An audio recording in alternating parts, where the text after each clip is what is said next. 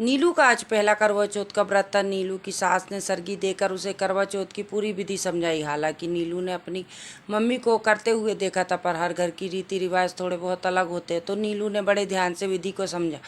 नीलू, शाम 4 बजे तैयार रहना और बाजू वाली चाची के यहाँ करवा माता की पूजा करने जाना है। वहाँ से आने के बाद हम चांद का इंतज़ार करेंगे और फिर तो होगी तुम्हारी पहली करवा चौथ की पूजा। और हाँ, अनिल को बोल देना समय से घर आ जाए। नीलू की सास ने कहा। ठीक है मम्मी जी, मैं तैयार रहूँगी। इनको पहले ही कह दिया है, ये आ जाएंगे। टिफ़िन तो रखा था ना उसका, या भूल गई? आज उनके हाथ में टिफ़िन नहीं देखा मैंने। सुबह नाश्ता भी नहीं किया मम्मी जी। मैंने नाश्ता लगाया था उनका, पर वो बोले कि ज़रूरी मीटिंग में जाना है, तो जल्दी में टिफ़िन भी छोड़ गया और नाश्ता भी नहीं किया। कहीं लल्ला ने तो व्रत नहीं रख लिया। औरतों की चीज़ें औरतों पे ही अच्छी लगती हैं। नीलू को थोड़ा अजीब लगा, पर फिर सोची, हाँ सही तो है, करवा चौथ तो औरतों का व्रत होता है, वहीं रखती हैं, मर्द थोड़ी करते हैं ये सब। और खुशकिस्मत होती हैं वो जिनके पति अपनी पत्नी के लिए दिन भर भूखे रह के उनकी लंबी आयु के लिए दुआ करें। खैर, शाम हो गई। नीलू और उसकी सास पूजा करके आ चुकी थी। अनिल भी आ चुका था। कमरे में अनिल ने नीलू को अपनी बाहों में पकड़ते हुए कहा, तो भाई, अब मैं 100 साल जीने वाला हूँ। मेरी बीवी ने आज मेरे लिए भूखे प्यासे रहकर व्रत किया, तो भगवान इतना तो कर ही सकते हैं तुम्हारे लिए।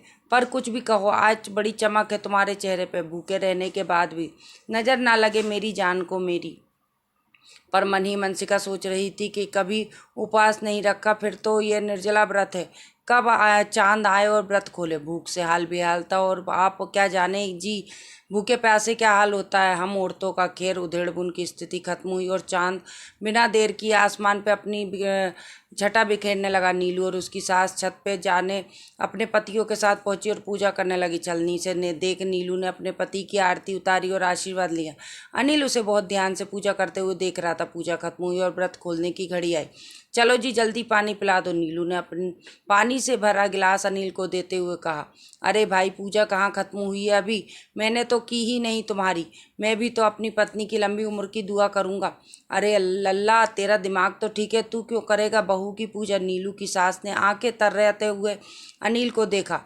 क्यों माँ, मैंने भी तो व्रत रखा अपनी बीवी के लिए। जब वो मेरी लंबी उम्र के लिए भूखे प्यासे रह के मेरे लिए व्रत रख सकती है, तो मैं क्यों नहीं? मैं अकेला जी के क्या करूँगा माँ? जब मेरी पत्नी मेरे साथ नहीं होगी, उसे भी तो मेरे साथ जीना होगा ना माँ। क्या पापा नहीं चाहते कि आप उनके साथ हमेशा रहें? तो अगर मैंने चाहा तो क्या गलत किया?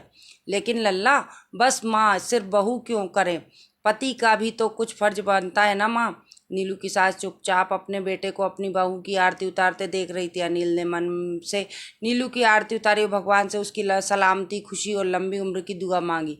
नीलू आंखों में आंसू लिए अनिल को देख रही थी। पूजा के बाद जैसे ही अनिल ने नीलू के पैर छुए, नीलू एकदम से पीछे हो गई। नीलू की सास को जैसे दिल का दौरा पड़ते पड़ते बचा और वो चिल्ला पड़ी, तेरा दिमाग पूरी तरह खराब हो चुका है अनिल। ये क्या कर रहा है तू? बहू के पैर छू रहा है? हमारे समाज में, हमारे घर में ऐसा किसी ने नहीं किया। कौन आदमी अपनी औरत के पैर छूता है? पर माँ, नीलू ने भी तो छुए मेरे पैर, में भी तो वही कर रहा हूँ। हमारे देश में पति को देवता माना जाता है, इसलिए औरतें पति के पैर छूती हैं।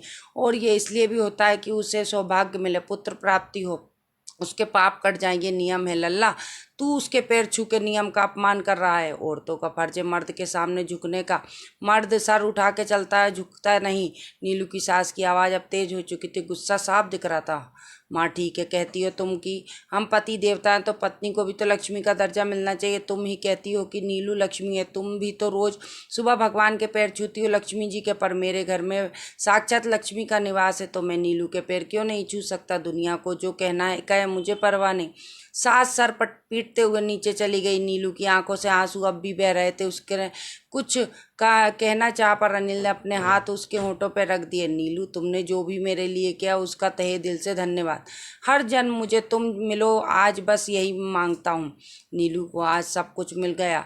दोनों ने एक दूसरे का व्रत खोला और एक दूसरे का हर परिस्थिति में साथ निभाने का वादा किया।